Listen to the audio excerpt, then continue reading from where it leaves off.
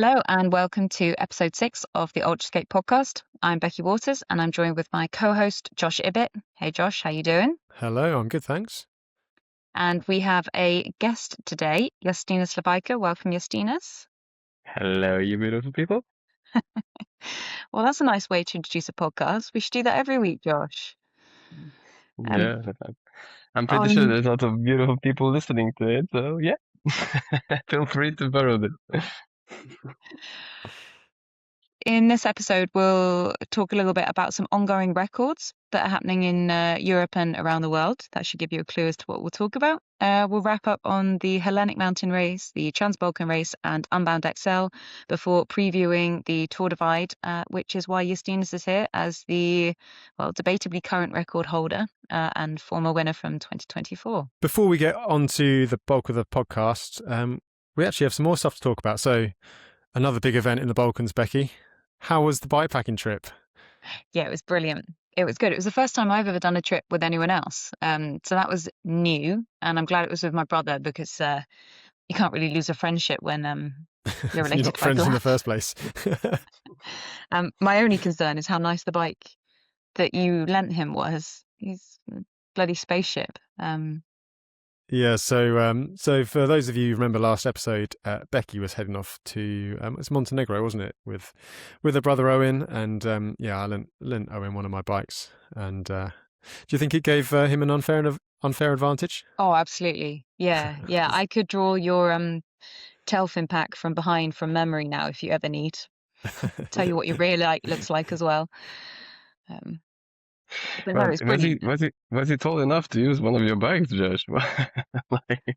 Well, he's not that experienced cycling, so he probably didn't know any better. I suspect the frame might have been a little bit too big, but it was fine. I think he enjoyed riding it, didn't he?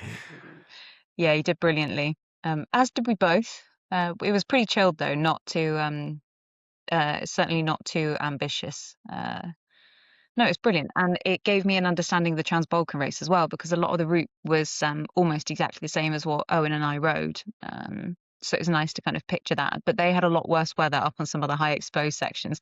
We were there about half a week before, and we both said, "How bad would this be if you're up here in bad weather?" That's the thing about the Balkans, though. Got wet. It's one or the other, isn't it? It's either roasting hot or just horrendous, and there doesn't seem to be much of an in between.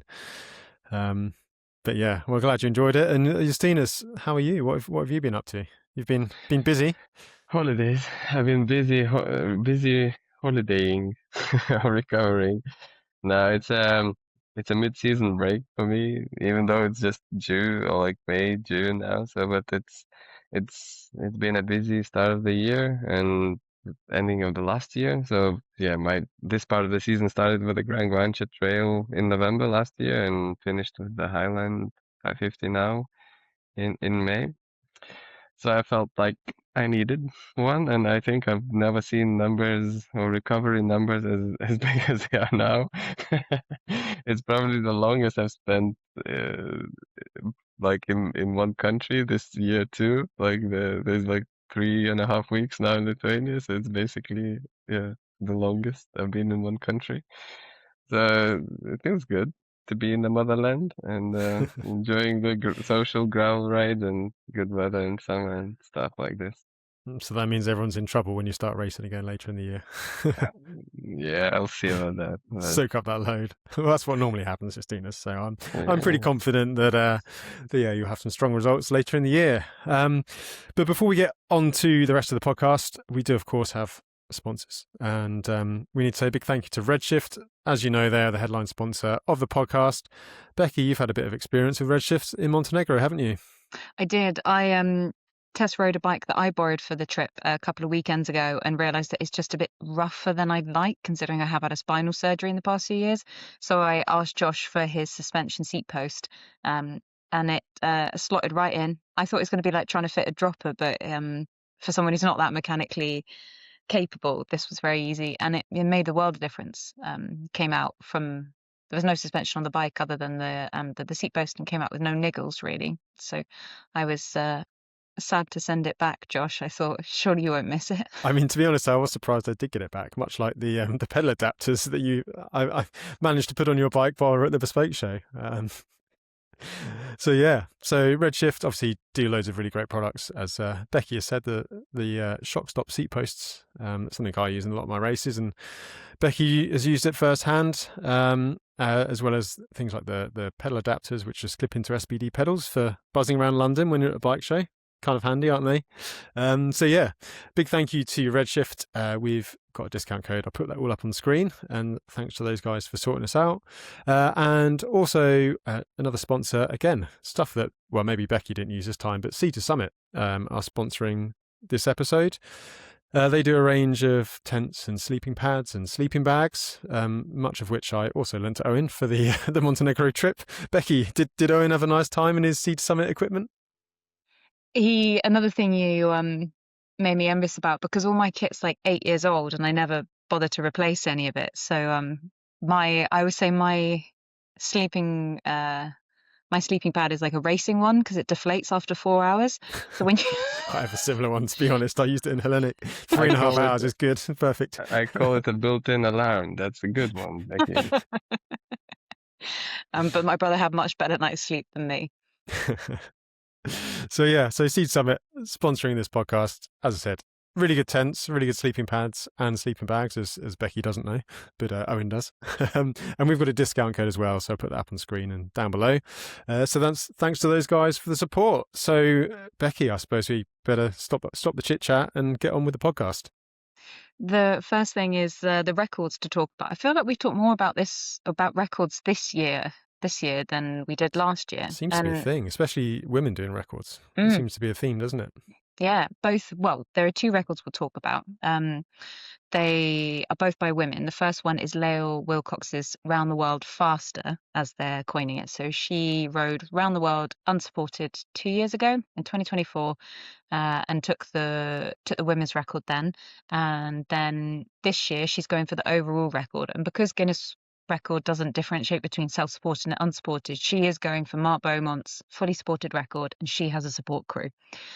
So on Sunday, she started the approximately 29,000 kilometers from Chicago. And it's a similar route to what she did 2 years ago, but it is a bit different. Takes in a bit more in Asia, a little bit less in Turkey, and it's supposed to be a less mountainous route, and I presume then a less scenic route. So the record she's going for is Mark Beaumont's, which he set in 2017, and he set it in 78 days and 14 hours. Her unsupported record from 2024 was 108 days, 12 hours. So her unsupported record was about 30 days faster. So it's interesting to see how much time she can take off of that, given that she's trained. This is by far the primary goal this year, and she has a full support crew in a motorhome behind her. Yeah, it seemed like the previous attempt was almost just a test run and a practice run, wasn't it? I mean, Justinas, you know Lael pretty well. Can you give us any insight? Nah, she's been preparing and she started very well off. Like we've seen she's been flying. Like she's smashing the first days and she doesn't feel affected at all by the distance she's covering. So, and I'm still amazed that she still spends so much time or gives so much attention to everybody who comes to ride with her. She said that the first record attempt was more like a social ride, you know, like she would be constantly joined by some people, and that her focus in this record will be stay on her own a bit more. But she just can't keep herself It's not down. her personality, is it? No, she just loves that too much. But I love that too. So I know that gives her power. So she's good. She's gonna do well, I guess. Well, not Yeah, guess. I don't know. So she's going to be at that for, well, it was 78 days, 14 hours with Mark Beaumont's record, wasn't it? So we can keep an eye on her, and we'll bring you updates in the next few podcasts. So yeah, really looking forward to seeing how Lael gets on. And I mean, imagine if she beat Mark's record, that'd be a landmark, wouldn't it? That'd be incredible. That'd be huge. And I wouldn't put it past Lael to do that. So yeah, we'll be keeping an eye on that. And yeah, Beccy, what else is happening? The next record attempt is Sarah Ruggins. People know from her doing the Jogler Jog last year. She is doing what she has coined one-way north. So starting in Tarifa in Spain and finishing in Nordkapp in Norway. She started over the weekend. She's almost 50% of the way through so far. So she's hoping to cover 6,000 kilometers. The current record is held by Ian Walker, which was set in 2019. So she's going for the overall record again. And that's 16 days, 20 hours and 59 minutes. She's on track. She's ahead of the record, and kudos to Follow My Challenge at the moment, because you can see both Lael and Sarah are using Follow My Challenge for their record attempts. And Follow My Challenge typically covers grander parts, but they've seemed to slightly change their interface, where they'll tell you whether the rider is ahead or behind of the existing record.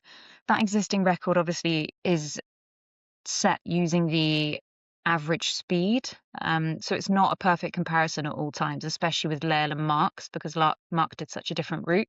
But it's a general idea of how well they're doing, and certainly as we get closer to the finish, it'll be a lot more important.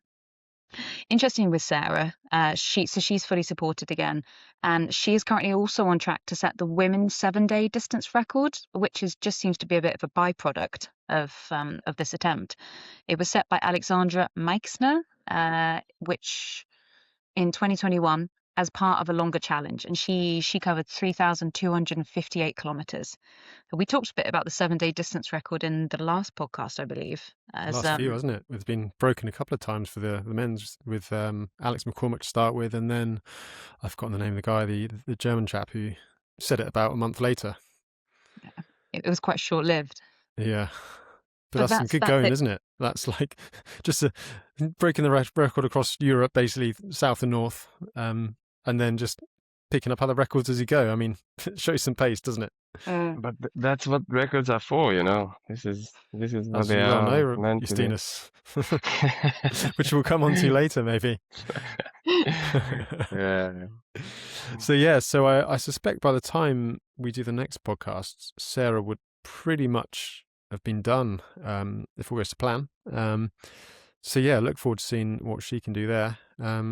She'll be coming through your backyard soon, Justinas, heading through Norway. Let's see. I mean, I hope that she's gonna get a good weather spell. I saw that Veronica Salas is up in the north and enjoying good weather, midnight sun. So I hope Sarah will not be stopped by rains. It's going to be good, storms. and it's going to be horrendous for TCR because I just put my entry in, so I'd imagine it's going to be horrendous weather for the start of TCR at the end of next month. I mean, you have to see the Norway in its true colors, you know. Yeah, well, last time I was there, it was 30 degrees and it felt a bit wrong. So, yeah, maybe you need a bit of grim weather. But anyway, so that's the two records. So, yeah, we'll be following those and updating on the podcast over the coming weeks and months. But now, I mean, it's a busy time of the year. May seems to be the time when quite a lot of big races happen. And we'll start off with the Hellenic Mountain Race, which I was at, actually, it was nice to go back again. It's probably one of the only races you haven't done, Justinas, isn't it? No, there's too much, as you said, like there's too much stuff happening in May. So, but I'm eyeing it for the next year, probably. It is a good one. I personally think it is one of the most unrated races. It's so good when you're there. Maybe it doesn't have the kudos for some of the other ones, but those mountains in Greece are pretty wild. You get kind of Silk Road vibes at times, just minus 1,500, 2,000 meters altitude, so you can actually breathe, which is quite nice. And the food's always good, and the weather's not always good. It was pretty wild. But yeah, it's a good event. So basically the race itself, we had an early leader. So Rick Steffen, I think he won the Badlands last year. He was absolutely flying, like fastest by a country mile. He got to the first checkpoint first, by a long way, had a massive gap. But then he ended up scratching on day 2. Essentially, he went super, super lightweight. And when I say super lightweight, like really, really, really light carbon frame, really light wheels, barely any luggage. But there was quite a bit of mud. And I think he basically either cracked or wore through his the seat stays on his bike. Oh, heck. That's a disaster. Yeah, well, it begs the question, I mean, how light is too light? If the gear's not strong enough to to withstand the conditions, then arguably it is too light. Which is a shame for him because, you know, he was by far the strongest in the race. Good for me. I mean, I was one place higher up, mind you, but but yeah, it was a shame to see Rick scratch. But yeah, so he damaged his frame, and that left quite an intriguing race. There was quite a bunch of us pretty close together for a lot of the race. So Mark Buchel was from his Swiss. He was the first to arrive at CP2. But everyone was kind of there together. So I saw Mark, I saw Max. I think I was like fourth or fifth there. There was a load of us together for the good first half of the race. You know, the front of the race was within an hour or so at times. And yeah, gradually, obviously, these things, it kind of spreads out a bit. So eventually Max Rice won from Mark Buchel, and the gap was 20 minutes. Which is the amount of time it takes to go for an emergency toilet break on the final climb. I heard that story too. Mark told me that he had to stop. Yeah, so Max and Mark were basically to and fro and together. They were about 6 hours ahead of everyone else in the kind of the last day. Yeah, but Mark just said he couldn't hold any longer and he had to stop. And he said, yeah, he'd rather not poo himself than to win the race. So Max ended up getting a gap. So yeah, quite a funny anecdote. And Max Friedel was third. About 4 hours later, actually ended up sleeping in a cowshed with Max on day 2. We got stuck in a storm, ended up sleeping in a cowshed complete with cows. Which was an interesting experience. So in the women's side of things, so Cynthia Carson, well, she had a bit of a rough start, to be honest. There was actually quite a lot of people that were sick. I don't know whether there was a bug going around or just whether it was a case that it was very hot, and I think a lot of people might have given themselves a bit of heat stroke, or a combination of the above. A few people scratched with sickness. Cynthia was ill for the first day or so, had a big break, and she dropped back kind of third or fourth place, I think, in the women's race. So at one point, Gala, the Italian woman, Gala Gianni, was in the leads with Justina. My Polish pronunciations are gonna Yakov, I think it is. Sorry, Stina, again, if I've screwed up your name.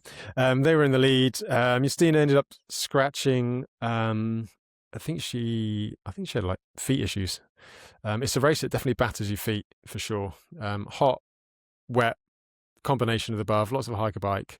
I think most people had sore feet by the end of it. Cynthia got over her problems and she managed to win with quite a commanding gap, actually. So she was 4 days, 15 hours, 44 minutes, and she beat Gala, who was second about 12 hours later. Third place was Femke van Kessel. And yeah, it was quite a close race all round, really. So yeah, that was the second round, or the second in the series, in the mountain race series. So Cynthia has now won both of those events, and will also be going to the Silk Road Mountain Race and the Taurus Mountain Race later in the year. So yeah, see if she can keep up her run as the season progresses. So that was the Hellenic Mountain Race, which was quickly followed a few weeks later by, over to you, Becky, the Trans-Balkan Race, which we gave an intro into in the last episode. And there's we'll start with the good bits. So our winner was Joachim McLean in 4 days, 17 hours and 5 minutes. And our second place was Marcus Valentin 2 hours later, and he'd played a bit of a tete-a-tete with Samuel Goldstein, the ultimate third place finisher, and he'd overtaken him in the early hours of the morning. They finished around 4 or 5 a.m. And Marcus finished only 20 minutes ahead of Samuel Goldstein. So there's another close finish in the top 3 there. Toilet break time gap, isn't it? But the Joachim McLean won the race, but he wasn't actually the first rider to the finish. The first rider to the finish was Władysław Gobliewski. We're definitely saying that wrong. Who was eventually disqualified. He was disqualified before he finished, I guess. About 100k to go, I think. But yeah, so he just still finished anyway. And he was disqualified for some private resupply. there are a couple of videos on the Transbalkan Race's Instagram, which are quite telling. I think there were a few rumours going around the race in the first few days, and the organisers kept an eye on Radoslav, followed him into a car park, and eventually saw him pull up to a car with a Polish reg plate, which was clearly a friend who had come to offer some resupply. And there's not really any way out of that for Radoslav, I imagine. It's a bit disappointing. I mean, he did put a post out saying, "Oh, it was like an accident," or he like inadvertently took a bottle of Coke or whatever. But then the video shows him sat on the tailgate with the doors open. You know, you don't accidentally sit in your friend's van and take a Coke. That's not an accident that happens, which is a shame. I mean, it's pretty disappointing. I mean, he finished third at the Atlas Mountain Race back in February, but it just makes you question, doesn't it? You know what you know, if can you trust his results and the way he rides? It's just disappointing. Whoever's fourth, probably was it Chris Mellman in Atlas? Yeah. I mean, I bet he's pretty pissed off, to be honest, because there'll always be that question mark over the cleanliness or integrity of any of his results now, and that's his decision. Especially given the chat we had last week about the Tracker XL and all of that. I mean, it makes it look like, I mean, we discussed Victor taking a couple of shortcuts, which amounted to about 400 meters. I mean, it's a bit of a storm in a teacup compared to this, isn't it? I mean, come on, Victor, if you're going to cheat, at least have a van following you. But this is the sport based on trust, and once you fuck it up, then it's a bit hard way to come back, I guess. Like everything's gonna be looked differently. Yeah, it's disappointing as well that he just thought he could get away with it. You got to be living under a rock to not have seen that, the whole tracker thing was getting headlines, and then to do that so soon after. It's just a shame, a real shame, and it's a shame for Joachim as well, because he wasn't talked about as a winner or the leader for pretty much the entirety of the race. But in actual fact, he was second for a lot of that time, and he's missed out on a bit of coverage and kudos for essentially dominated that race. If you take Radoslav out the equation, he was by far the strongest rider, which it's just a real shame, isn't it? Yeah, but I'm happy that this didn't came out weeks after the race. What that also could have happened. So I mean, at least last time. finished. Sorry, the last pod, obviously we gave Classmark a bit of a slating in the way they dealt with the tracker, but I just think that this is a prime example of exactly what race organisers can and should do, and we talked about how they could do better, but the Transbalkan organisers, obviously you hear rumours, and they, rather than just sort of going off rumours, they investigated, and they ended up catching Radoslav, and they've got hard evidence, and there's no way it can be argued, and it's clean and cut and done, and I think that's the way it should be. So yeah, big respect for those guys for doing that, and it means you can trust the race, I think, as well. There's a lot of chat about integrity and stuff, but you've got to trust the race organisers as much as your fellow competitors. And if there's no place for cheating in that race, then people who are inclined to cheat are probably less likely to enter. Yeah. That's I guess that will become a priority at some point. As it just shows what's happening, and I think it's also gonna be I hope it's gonna also stop some of those people who were thinking about doing some stupid shit like this. So maybe that will hold them back.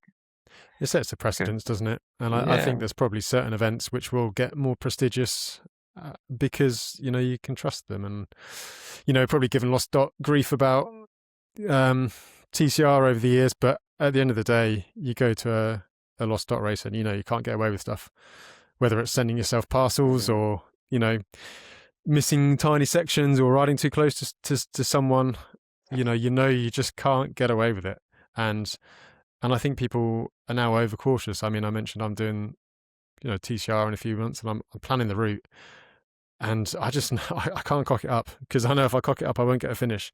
And that's kind of what the sport needs in a certain way, because it does set the rules, doesn't it, to a certain point. I mean, certain things, we touched on about the whole drugs thing. You can do something about that. Maybe we'll come on to that in a second. But the rest of it, the integrity of the race and the riders, I think you need it. So I think this was the Trans-Balkan was a prime example of good race organisation. And I was hoping to do Trans-Balkans this year, and I definitely want to try and go next year, because I think it's a race you can trust, and I think that's really important. Yeah, for them to have made the decision mid-race as well, I think is quite admirable. That close to the finish too. I mean, it was like 100k, a few hours left. No, Luca and Bea are amazing guys. I've been to that race last year, and I've got to meet them and see how much they care about everything. Like they really care about ultracycling, about the sport integrity and it being fair. So I'm happy that this was sold out in this way.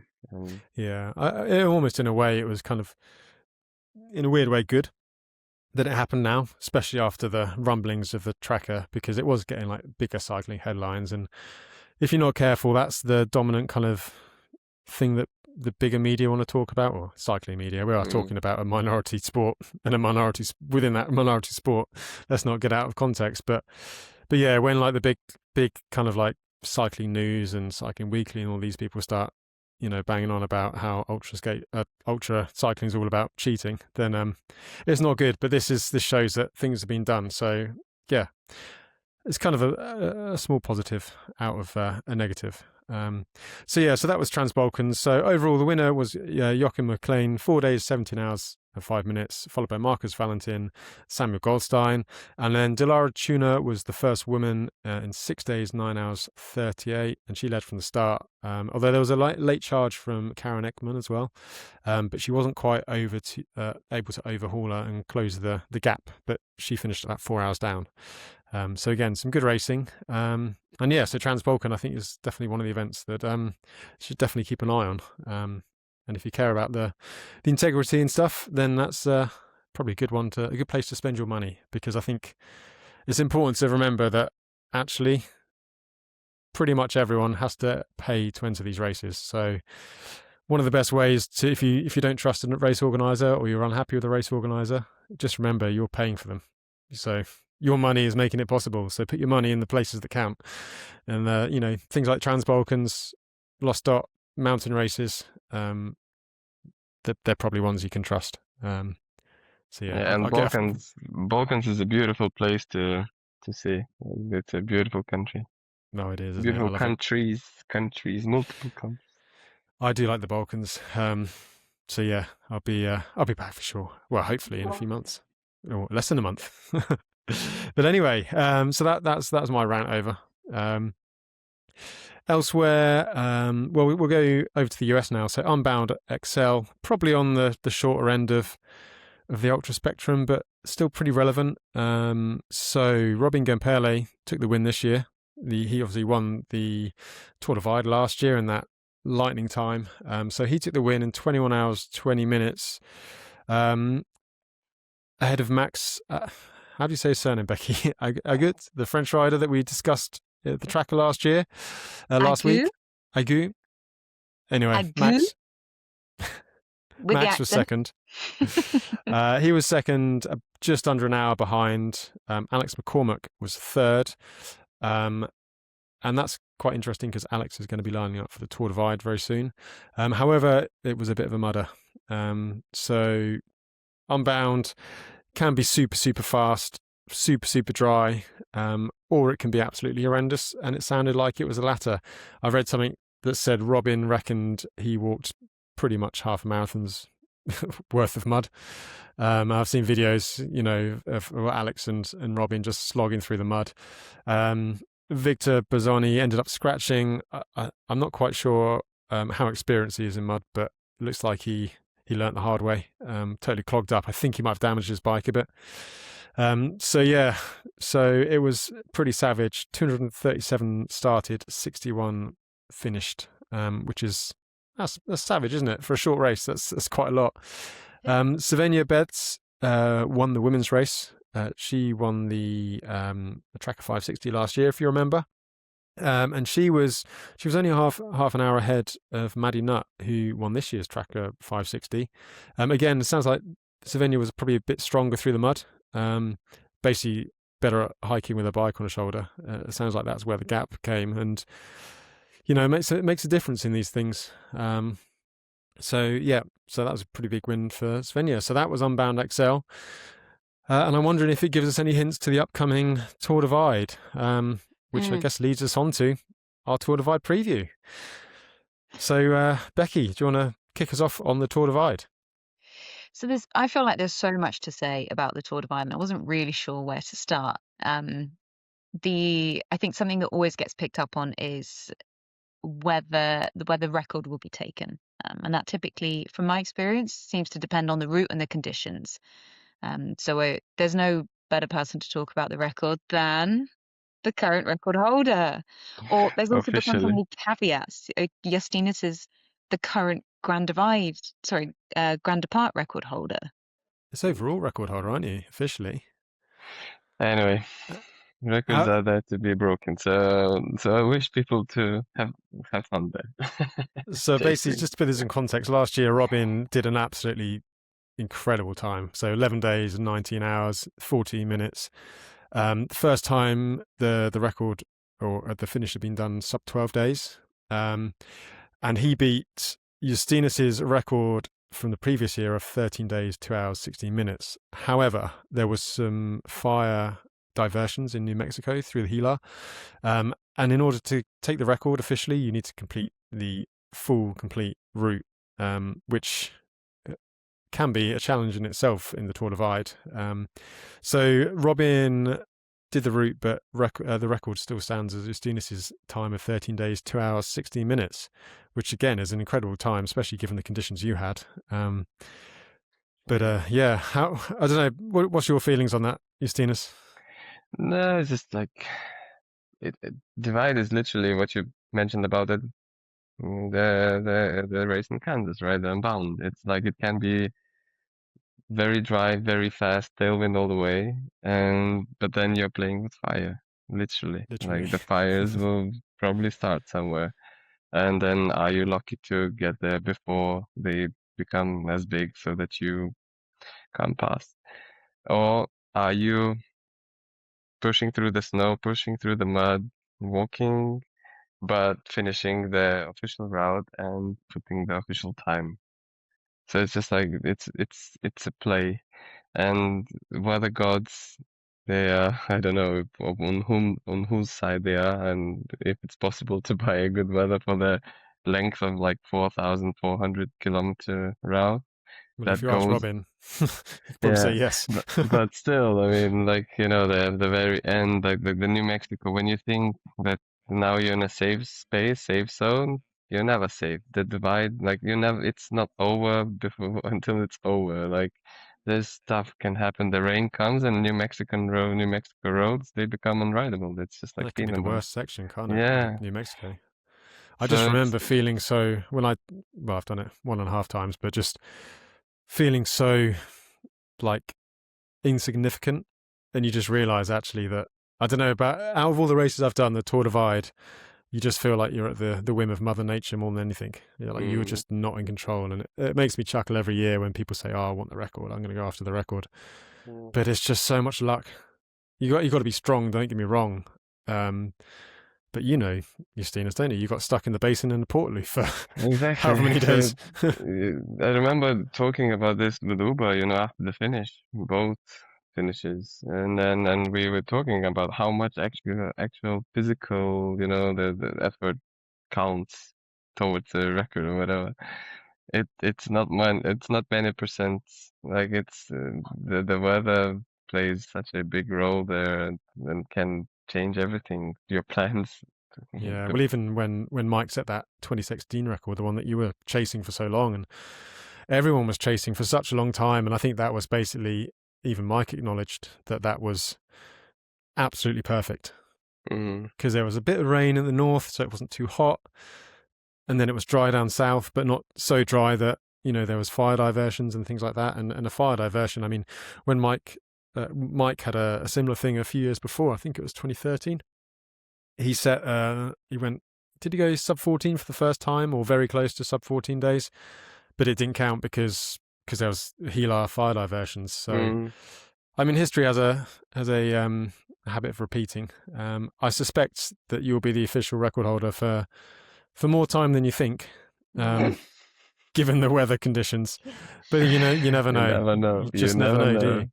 Because there are some. Sorry. I wanted to ask, talking about the weather on the Tour Divide, it obviously covers such a big landmass. I heard someone say that if you're really going after the Tour Divide record, you have to monitor the El Nino weather system. Yeah. Ask Peter about this. She knows everything. Yeah. She loves the weather, and she's been following the weather for I don't know how long in the Divide, and she picks the years, and she can tell you which year to go after the record. I don't But know it how never much works like truth. that, though. I don't know Because how much truth is in that. I've done an El Nino year, and it was like endless 5, 6, 7 mile hikes. Yeah. The weather's so screwed up now. Just Exactly. Maybe this was true some years ago when the weather patterns were more consistent, but now everything is so messed up everywhere, so that I don't think that those patterns are not reliable at all in this day and age. No, I just don't think you can go to the Tour Divide and say, I want to break the record. I think you have to try and win. If you want to do that, you have to try and win. Exactly. And the record is just a bonus. And if it happens, it's big kudos. But it doesn't mean you're necessarily the strongest guy to ride the Divide. I didn't go there for the record the second time. I would go there to fix my mistakes from the year before, because I made a lot of them. And that just proved out to be a good time for the record too. And I was not chasing it. But you didn't have it easy.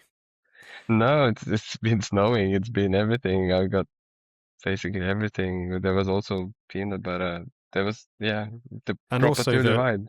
The route changes each year as well. So when Mike set the record in 2016, didn't have a lot of the Colorado Trail sections in New Mexico, and near the end there's that now the classic tarmac finish, which is the one I finished in 2019, just down to Antelope Wells, is now much longer and slower. You take off from Hachita, you were following, and I followed the road first year, but now this year, when you reach the intersection, so before we used to take to the left and then soon to the right, and now we take to the right, and there's like a gravel path, double track that joins the road only like I think 15 or 18 miles from the finish. What do you reckon that's worth in terms of time? A couple of hours, I guess.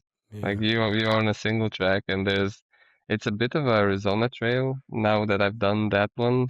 So I know, so there's cactuses everywhere, so you can easily puncture and mess a lot of time there. And the trail is not that strong, so it's not very clearly visible. And the poles are far in between. So if you're there in the night and you can't actually visually see where the next pole is, so you don't have a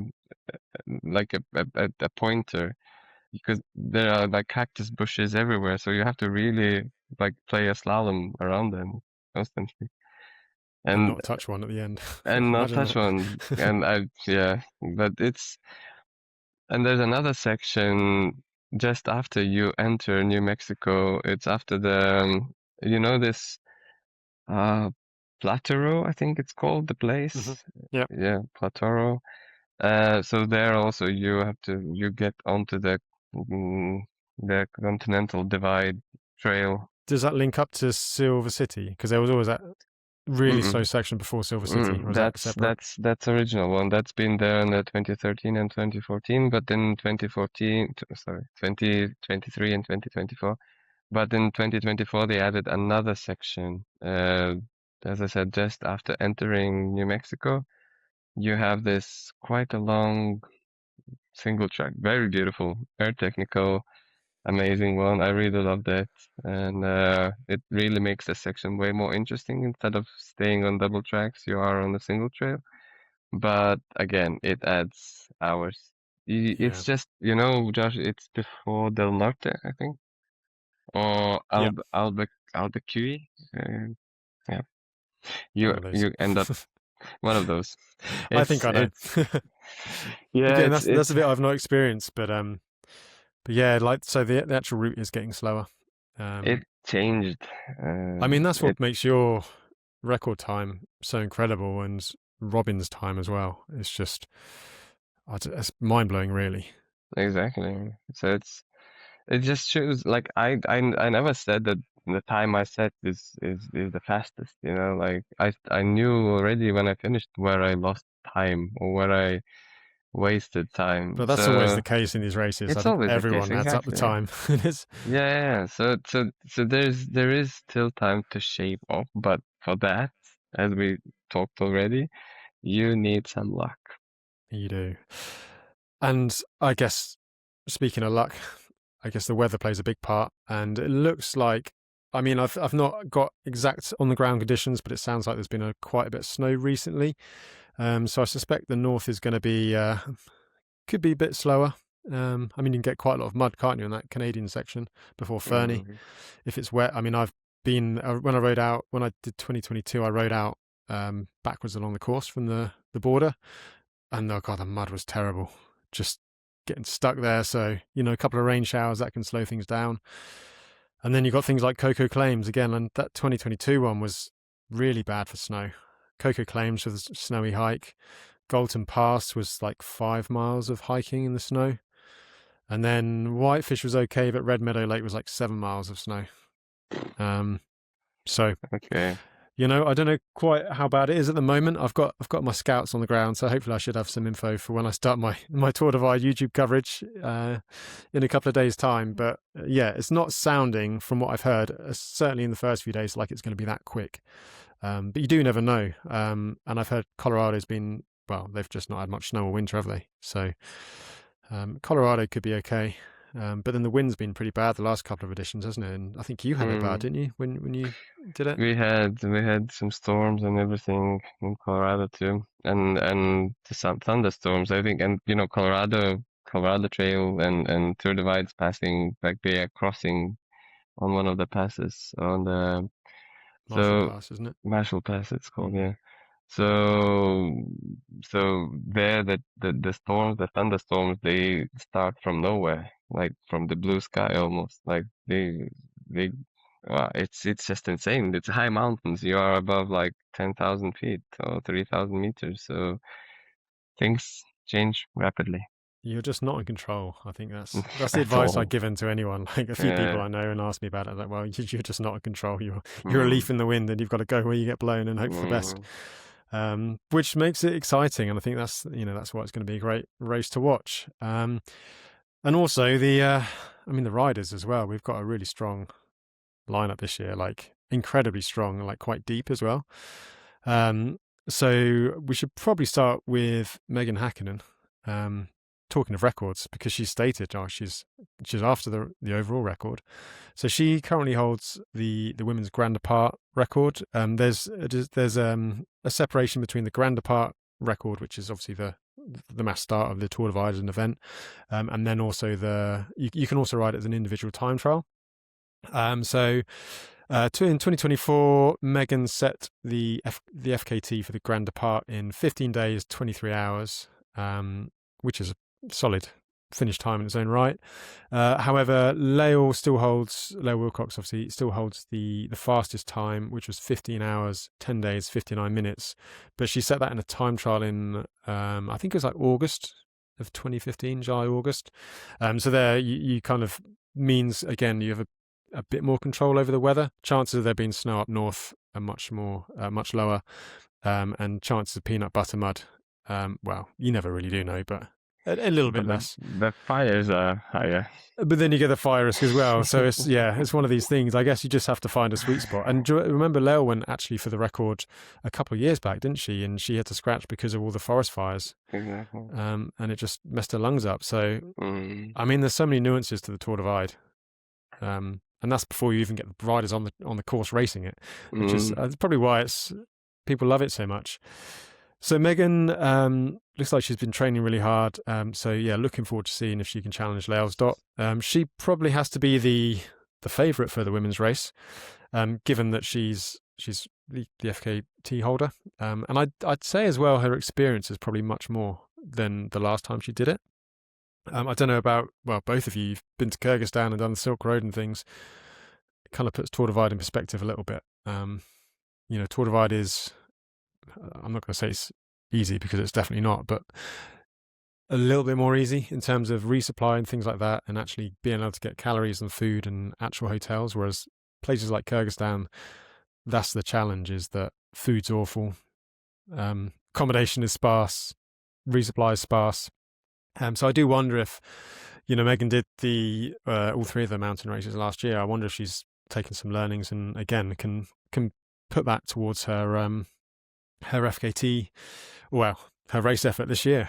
So yeah, that's Megan Hakkinen. Who else have we got, Becky, on the women's side of things? So there's a couple of strong names, isn't there?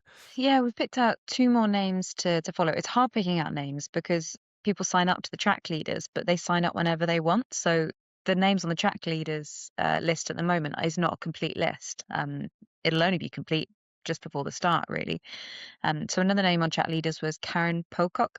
She's also attempting the Triple Crown, or the Triple Crown Challenge. So she'll be going for the Colorado Trail and the Arizona Trail race later this year, both of which she's raced multiple times before. She's much more au fait with the trail races than the Tour Divide. She was 4th overall at Arizona Trail last year and the first woman, but she has finished the Tour Divide before. She was 3rd woman at Tour Divide last year. So she's making quite a concerted attack, I think, on all 3 of those. The other woman is somewhat left field. It's Leah Goldstein. A lot of people know her for winning RAM in 2021. She was the overall winner of the solo category in 2021, and I believe she was the first female overall winner at RAM. So it's quite. She's certainly very fit, and she's certainly an excellent endurance racer, but I believe it's her first time racing self-supported and off-road. And I think in her Instagram post, she mentions that she's never ridden a mountain bike before. So we really have no idea how well she'll go. But having a big engine's a good start. So, and you can learn to ride a mountain bike pretty quickly when you're going to spend the best part of 2 weeks sat on it. Yeah, a couple of 1,000 kilometers to do that. So yeah, and of course there's always kind of like people like Becky said, like it's relatively disorganized in terms of the start list. There's a kind of a start list that people show interest in until people are signed up on the tracker. You never really do know. So there could be a couple of people kind of off the that we don't necessarily see until the last minute. So yeah, hopefully it should be a good race on the women's side of things. And then on to the kind of the men's. I mean, God, look at this start list. So I guess we're going to start with the experienced veteran in more than one sense of the word. I hope he doesn't mind me saying that. Laurens ten Dam. You've raced him, haven't you, Justinas? Wasn't he 3rd the year you won? 3rd. Man, that man. Like, yeah, you're mentioning him first, but I would say that man is coming back with a mission. He wouldn't come back just for fun, you know. He finished then, and he learned a lot. He basically done a lot of mistakes I've done the first year I did it, and now he's coming back to fix them. Yeah. Can you give us a few examples of those? What's a classic rookie mistake at Tour Divide? No, he also had to hitchhike to fix his wheel, was it? Like, I think he broke a couple of spokes or something. He had to, or was it a derailleur? No, he had a mechanical derailleur, and I know that he finished just on a couple of gears, so he fixed it with the Allen key, bodged it somehow just to get it to the finish. And the finish line, he looked like I still could find that picture, but he didn't look like a Tour de France rider. He looked like a proper homeless one, you know, like he has this podcast, Live Slow, Ride Fast, but he looked like he lived a bit fast those weeks, you know. So he was he looked good and proper Tour de Ride finisher. And we were enjoying the beers at the border, me, him, and Nuba. So, but yeah, so the mistakes are typical, you know, like he also came there with a plan. He had a good bike setup, full suspension, all the bags, everything, but still things went not as he planned. That's the ride in a nutshell. And you So can't plan, can you? nothing. So basically, yeah, he had a couple of hitchhikes with a car to sort his bike out.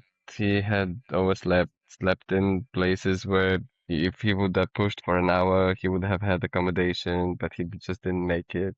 So it's just basically small things that add up. And at the end, the result is completely different from what maybe he expected. So I'm pretty sure he's coming back with a completely different mindset. And he's still a racer as well. I mean, Oh, I've for sure. met him a few times, and I think, yeah, you can tell that he's just not going to mess around, is he? No, no, Not when you've already come third at the Tour Divide. You know, exactly. you don't go back to come third again, do you? So yeah, so I think Lawrence is probably going to be. I think he's my favourite to watch, just given the experience as well. However, there are a lot of strong riders as well. So we'll start with Alex McCormick, who we just discussed and was third at Unbound XL. He's been on the podcast a lot, hasn't he? Because he set the 7-day record and held that briefly. Someone, well, we all know relatively well. So last year he won the Atlas Mountain Race, the Hellenic Mountain Race. He's won and set the record on the Highland Trail 550. It's just an absolute machine. Second at Silk Road last year as well. So I think he's got to be watched. His experience in these kind of mountain races, and kind of like the mountain environments and getting crazy stuff thrown at him. However, can he translate that to the Tour Divide? I mean, like we've all been saying, it's just wild, isn't it? It's hard to sort of say how wild Tour Divide is. It's his own. It's like nothing else I've ever done. So yeah, we'll see if we can translate that experience.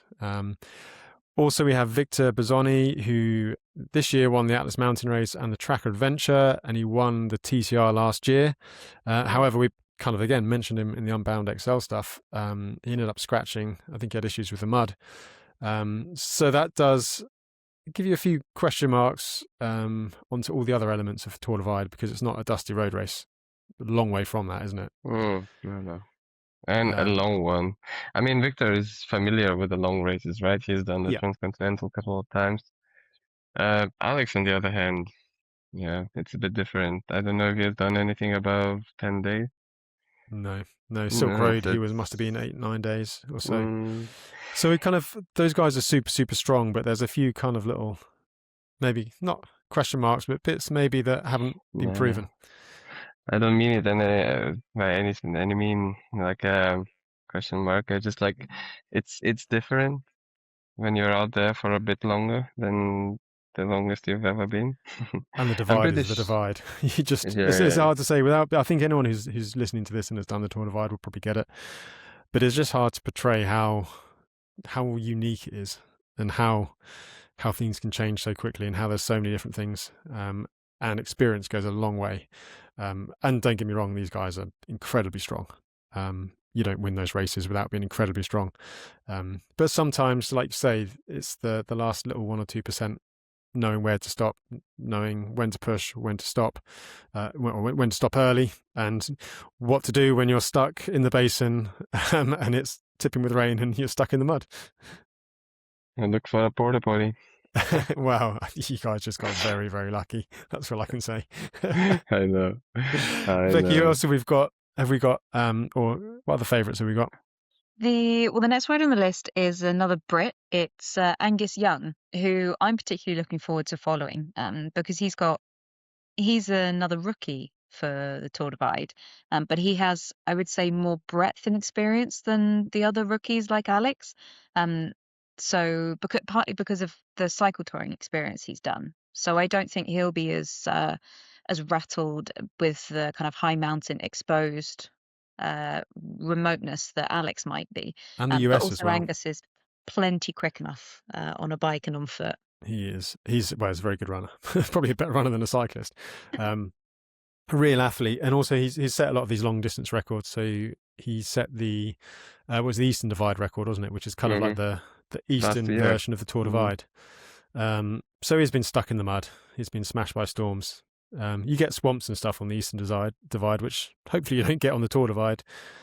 So yes, I think Angus is in a good spot. He got beaten a bit by Victor, the tracker, but Angus is strong, really, really strong. I've been racing him for years.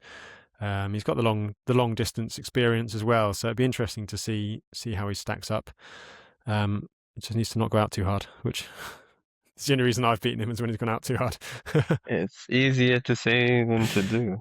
Exactly. We've also got on the start list Seb Brewer, who's an absolute machine. I mean, Seb. I don't know how's his recovery going. Like he broke what was it, the collarbone or something? He crashed hard in Morocco. He's So I'm not sure. He's off down a on the bit. list whether he's turns up on the track or not. But if he is there, I mean, he's a guy.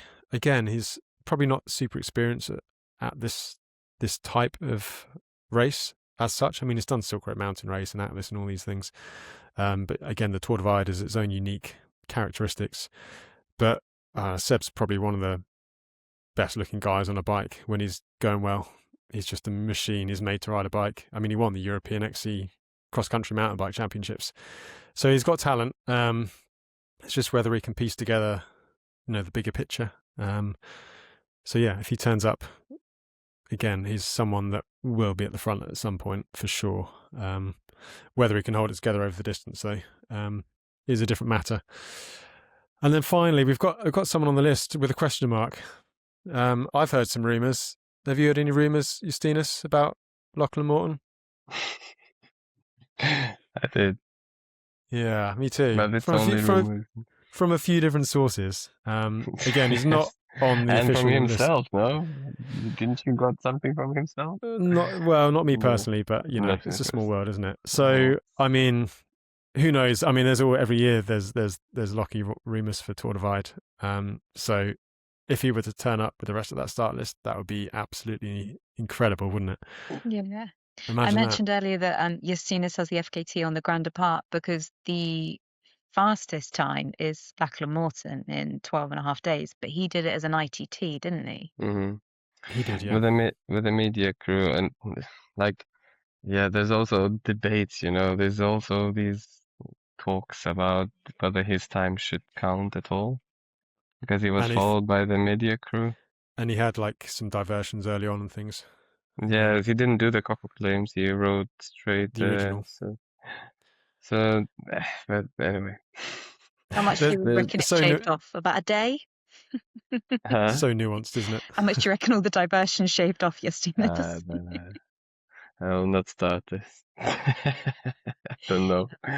But it'd be brilliant to see him turn up at Grand Depart. I don't feel he's turned up at any Grand Depart in a few years. No, he's done. I think he's missing only Arizona because he's done the Colorado Trail, and also as an ITT, he's done the Tour Divide. So, wow, that would be a spectacle, a proper one, and with this field, it would bring another level. Be the icing on the cake, wouldn't it? However, he also raced Unbound and had a big crash, ended up crashing out. There's some quite cool photos. He managed to get sideways in a rock garden and smashed himself into the floor. So I don't know whether that either gives him some motivation or puts the stopper on it. But I mean, it'd be so good for the sport to see Lachlan. I mean, he's probably one of the ones who's responsible for such quick growth over the last few years. So yeah, seeing Lockie at the Tour Divide Grand Depart would be pretty amazing. But we'll have to put that down as a rumour, unfortunately. But we'll see. We'll see on Friday. So we're recording on Wednesday now. A couple of days till the start, and all will be revealed. But regardless, it's going to be exciting to watch with strong men's and women's fields, potentially wild weather, potentially some snow. Everyone likes to walk in the snow, don't they, Justinas? I love it. Especially with a fat bike next to me. So I'll also be doing my daily updates over on YouTube as well, following the dots every single day, and hopefully give some insight into that, and I'll put them out as a podcast as well. So Tour Divide is starting. it's going to be exciting. The biggest race of the year, pretty much, isn't it? It's the one that probably has the biggest draw outside of our little bikepacking world. And yeah, I mean, if Lockie goes, it's going to be bigger than ever. But we'll see on that front. So yeah, I think that's probably it for today. We'll be back pretty quick, actually, Beccy. We're going to be back for a midway Tour Divide podcast, aren't we? Because there's always plenty to talk about. Okay. Justinas, you up for it? If you invite me, I'll show Oh, there up. we go. I've just told you you're coming. So Nice. So we'll No, probably be it's- back in a week, 10 days or so, Yeah. and we can discuss what's going on. We'll get Beccy here, we'll get Justinas here, and yeah, see what's going down on the Tour Divide, see who's stuck in the mud, see who's had mechanicals, see who's scratched, see who's going to beat Justinas' record. How far ahead of the record they are and stuff.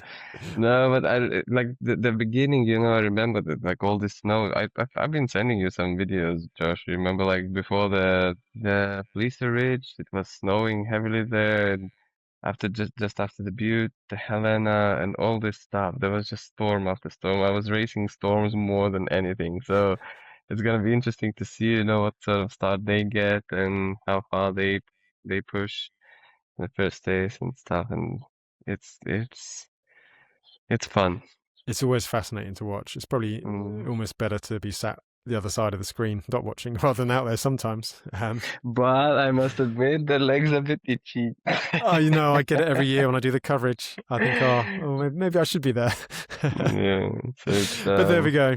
So yeah, Tour Divide starts Friday, and well, just leaves me to say thanks, Beccy. Thanks, Justinas, for joining me on this lengthy podcast. And we'll catch up again next week. Thank you very much, Josh. Thank you so much, Justina. That was pleasure. Thank you so much. Bye-bye. See you soon.